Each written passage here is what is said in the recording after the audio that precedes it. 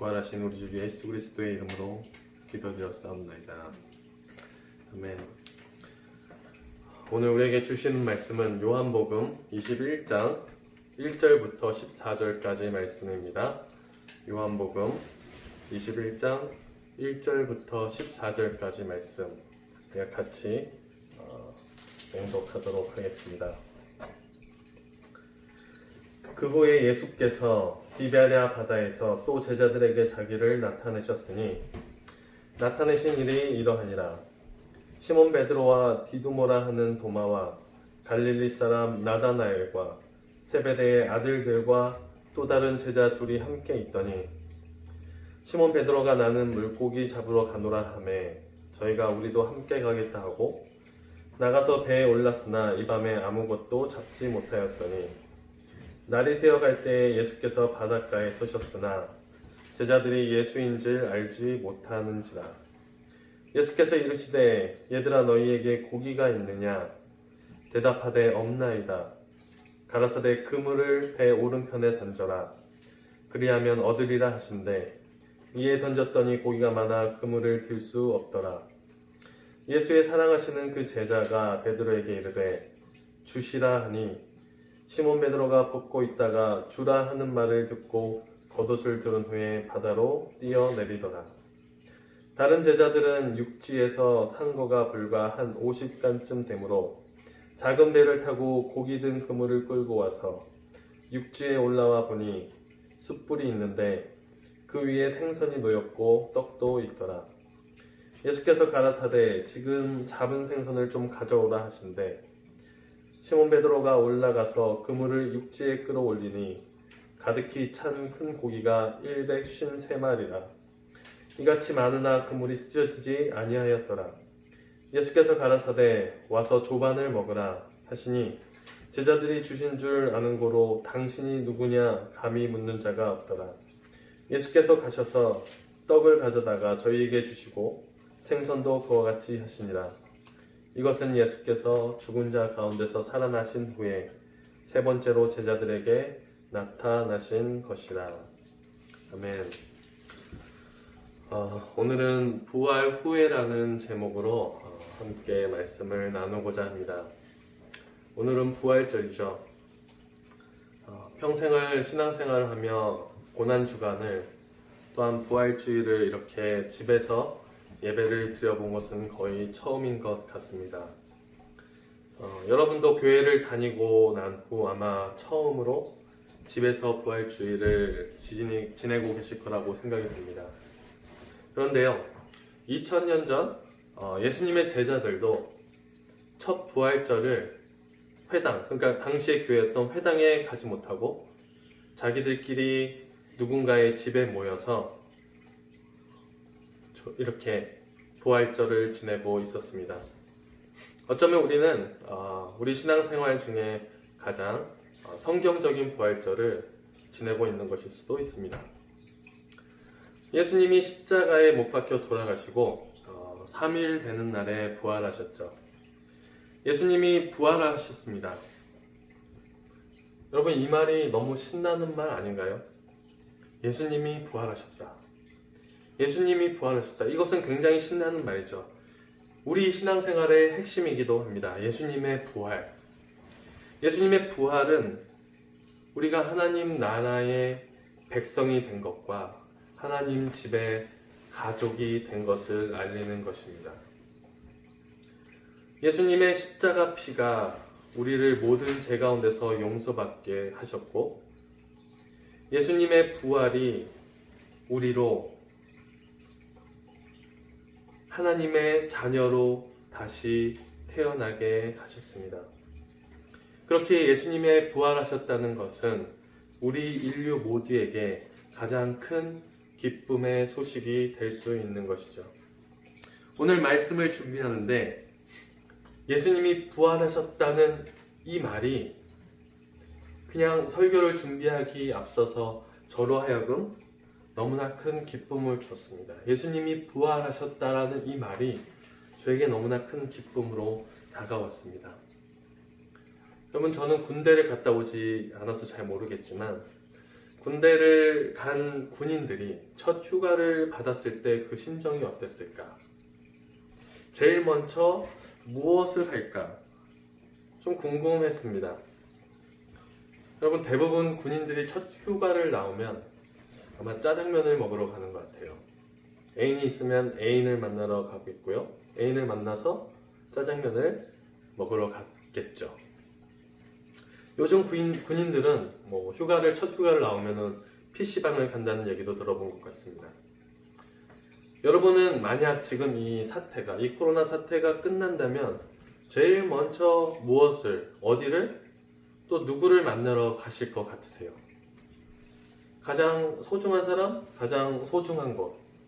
아마도 우리 모두 같은 생각을 하고 있을지도 모릅니다. 예수님이 죽으시고 부활하신 후에 예수님은 짜장면을 드시러 가시지 않았습니다. 예수님은 죽으시고 부활하신 후에 제자들을 찾아가셨습니다. 예수님은 제일 먼저 제자들을 찾으셨죠. 예수님은 부활 후에 제자들을 찾아가시고 또 제자들을 계속해서 만나러 다니십니다. 예수님이 이 땅에서 가장 많은 시간을 보내시고 사랑하셨던 예수님의 제자들을 만나기 위해 이리저리 다니셨다는 것을 우리는 성경을 통해서 알 수 있습니다. 예수님은 그만큼 제자들을 사랑하셨고 다시 하늘로 올라가시기 전까지 계속해서 그들과 교제하시며 하나님 나라에 대하여 가르쳐 주십니다. 그런데 제자들은 예수님의 부활 후에 무엇을 했을까요?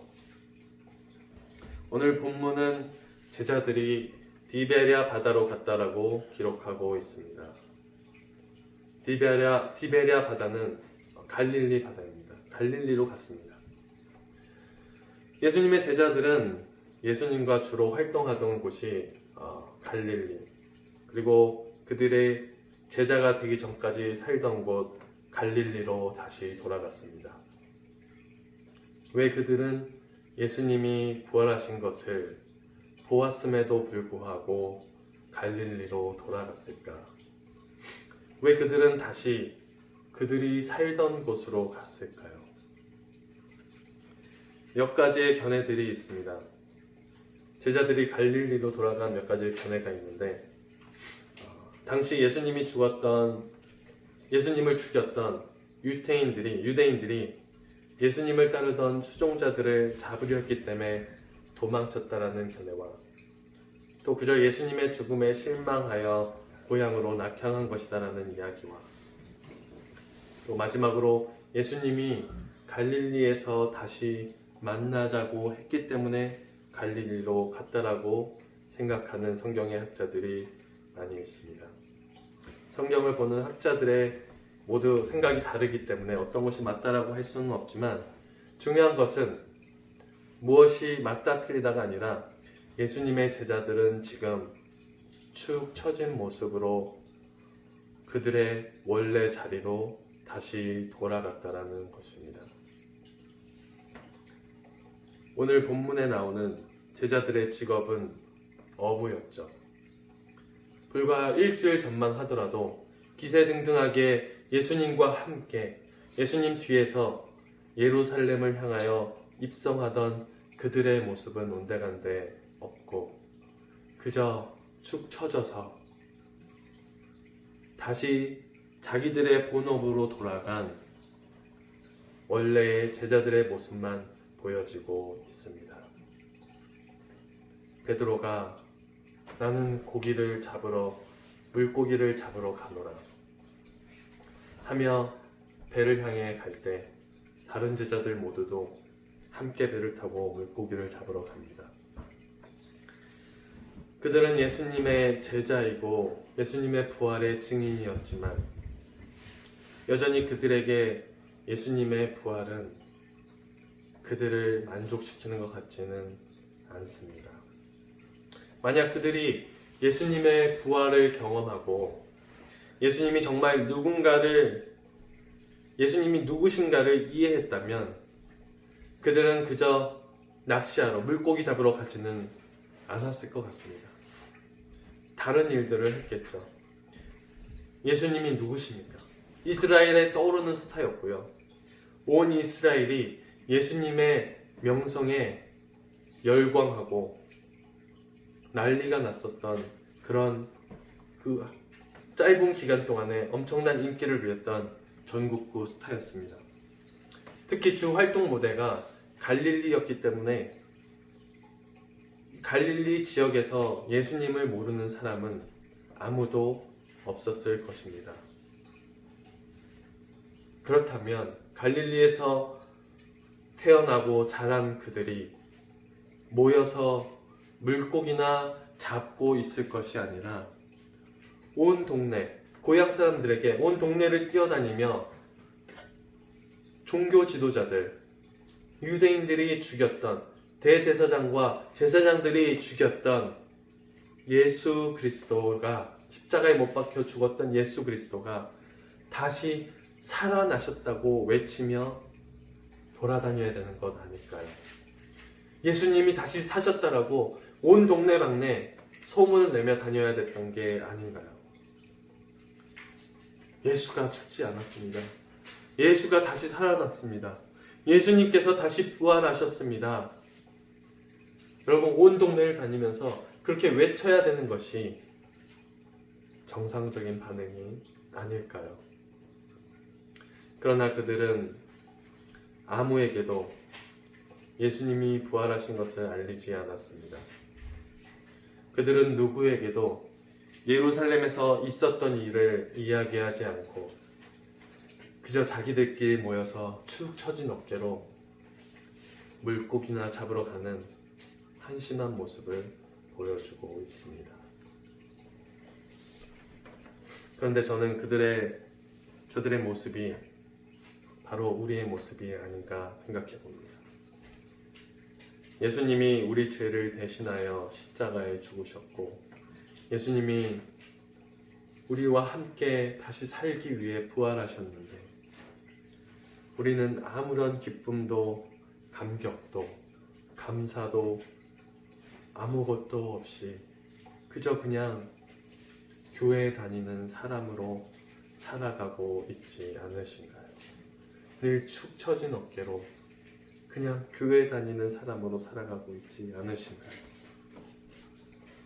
예수님의 제자, 예수님의 일꾼, 예수님의 자녀로 복음을 전하며 살아가는 사람으로 살아가기는커녕 그냥 교회 다니는 사람하고만 예수님 이야기 할 수 있을 정도, 아니면 교회 안 다니는 사람에게는 예수님의 예자도 꺼내지 못하고 살아가고 있지는 않은가요?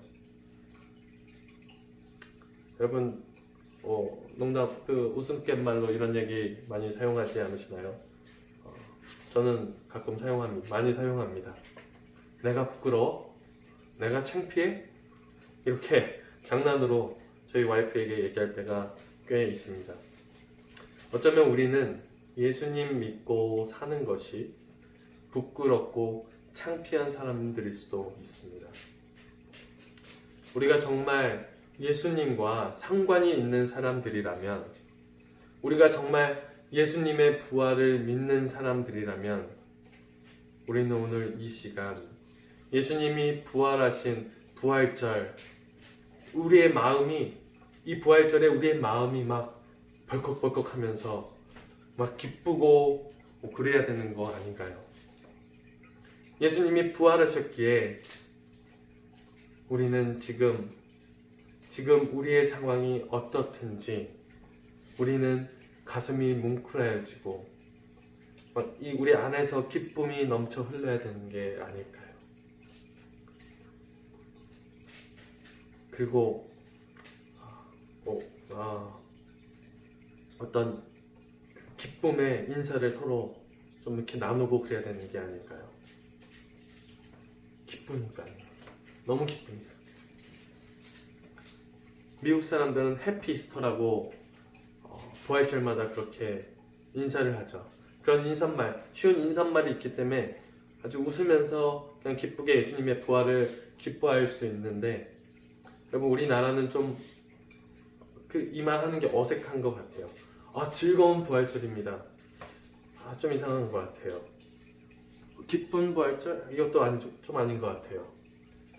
부활절 축하해? 뭐 이런 것도 아닌 것 같고요. 입에 딱 붙는 그런 말들이 없죠.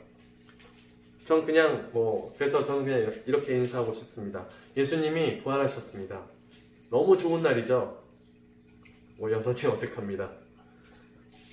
제자들은 예수님의 부활 후에 다시 그들의 자리로 돌아갔습니다.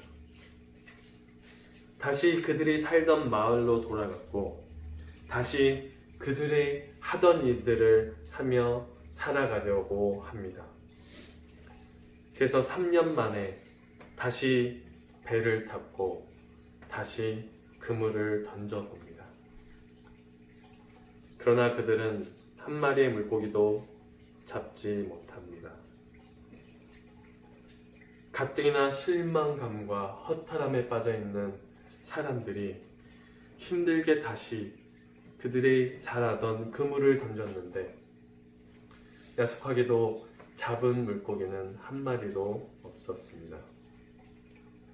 그때 예수님이 그들에게 나타나십니다. 여러분 기억하시죠? 3년 전 처음 제자들을 만났던 때와 같이 실패감에 절망에 빠져있는 제자들에게 예수님이 다시 뚜벅뚜벅 찾아오십니다. 누군가 저 멀리에서 자신들을 부르며 소리칩니다. 아이, 얘들아, 물고기 좀 잡았어? 못 잡았다고? 그러면 오른쪽으로 그물을 한번 던져봐. 제자들은 아직 예수님인지 모릅니다. 약간 100m 정도 거리였는데 어두웠을 수도 있고 아니면 아침 안개가 자욱하게 꼈을 수도 있습니다. 그러나 그들은 누군지 모르지만 그 말을 듣고 오른쪽으로 그물을 던져봅니다. 결과는 대박이죠. 만선입니다. 그들이 찢어질 정도로 많이 잡아버린 것이죠. 그 순간 제자들은 알아차립니다. 예수님이시구나. 그토록 열심히 쫓아다니던 예수님이 또다시 그들에게 나타나셨습니다. 예수님은 밥상을 차려놓으시고 제자들을 맞이하십니다. 그러나 분위기는 엄숙합니다. 그 누구도 예수님께 말을 걸거나 기뻐하지 않고 조용히 묵묵히 식사들을 하고 있습니다. 제자들은 어쩌면 예수님에 대한 미안한 마음이 있었을 수도 있습니다. 어쩌면 예수님에 대한 실망이 있었을 수도 있고요. 온 이스라엘을 구원할 메시아로 여겼는데 힘없이 당하셨던 예수님 모습에 실망했을 수도 있습니다. 예수님이 다시 부활하셨다 하여 그들이 꿈꾸고 그들이 생각하던 그런 일들은 다시 일어나지 않겠다라고 생각했을 수도 있습니다. 그들은 아무 말 하지 못한 채 그렇게 부활하신 예수님과 그저 조용히 식사를 할 뿐이었습니다. 우리의 신앙생활도 이런 상황과 비슷할 수 있을 거라 생각이 됩니다. 우리의 신앙도 이들의 모습과 어쩌면 비슷하지 않을까. 내가 믿은 만큼 결과물이 나오지 않아 예수님께 실망했을 수도 있습니다. 내가 이만큼 했으면, 내가 하나님께 이만큼 했으면, 내가 교회를 위해서 이만큼 했으면 나에게 이만큼은 주셔야 되는 게 아닌가요? 아니면 우리의 믿음이 주님 보시기에 너무 보잘것없어서 부끄러운 마음으로 신앙생활을 하고 있을 수도 있는 것이겠죠. 주님은 부활 후에 제자들을 꾸준히 찾아가십니다. 예수님은 부활 후에 제자들에게 계속해서 말씀하십니다. 하나님 아버지와 하나님 아버지 나라에 대해 계속해서 제자들에게 이야기해 주십니다. 그리고 제자들에게 한 가지를 부탁합니다. 예수님이 제자들에게 그동안 했던 말들, 하나님 아버지와 그 나라에 대해서 전하거라. 나의 증인이 되어다오. 예수님의 부활 후 제자들이 해야 됐던 것은, 예수님이 부활하신 후 제자들이 해야 됐던 것은 자기의 원래 자리로 돌아가는 것이 아니라 예수가 부활하셨다는 것을 외치는 것이었습니다. 우리의 삶에 예수님의 부활을 믿는다면, 여러분이 예수님을 믿는다면, 우리의 삶에 예수님의 부활을 경험하셨다면, 우리의 인생은 우리가 원래 있던 그 자리에 앉아 있는 것이 아니라 예수님의 부활을 외치는 자의 모습으로 살아야 되지 않을까요? 예수님이 우리의 죄를 대신하여 죽으신 것과 다시 살아나셔서 우리를 구원하러 오실 구원자이심을 기뻐하며 전하는 자리에 우리가 있어야 되지 않을까요? 목사가 되기 전에, 교회를 개척하기 전에 주위에 더 이상 복음을 전할 사람이 없다라고 생각했습니다. 주변 사람 모두가 교회를 다니는 사람들이었고 교회에서 만난 사람들이었기 때문에, 교회라는 세상 안에서만 살다가 교회라는 세상 안에만 갇혀 있었기 때문에 내 주위에는 더 이상 복음을 전할 사람이 없다라고 생각했습니다. 그러나 교회를 개척하고 교회라는 그 세상 바깥으로 나와 봤더니 온 사방에 복음을 들어야 되는 사람들밖에 없는 것을 발견했습니다. 하다못해 저희 가정 안에도 복음을 들어야 되는 사람들이 있는 것이죠.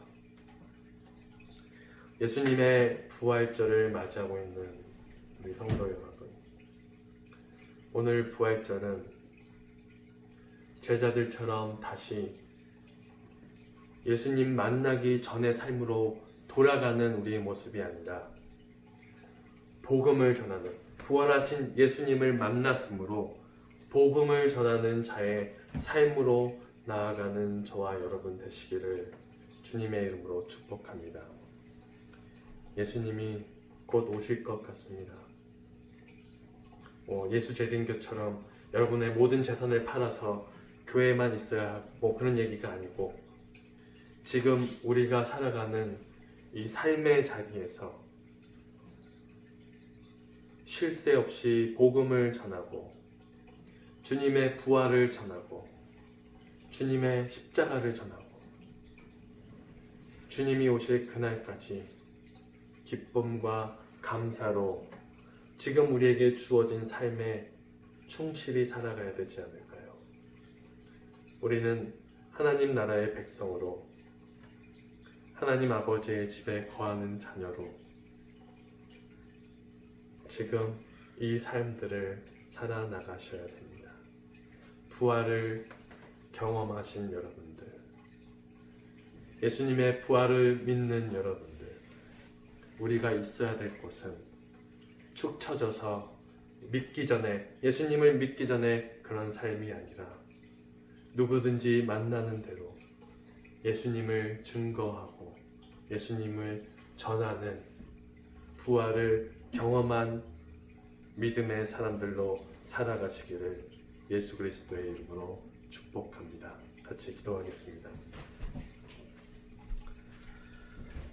우리의 삶을 돌아보시기 바랍니다. 주님께 기도하실 때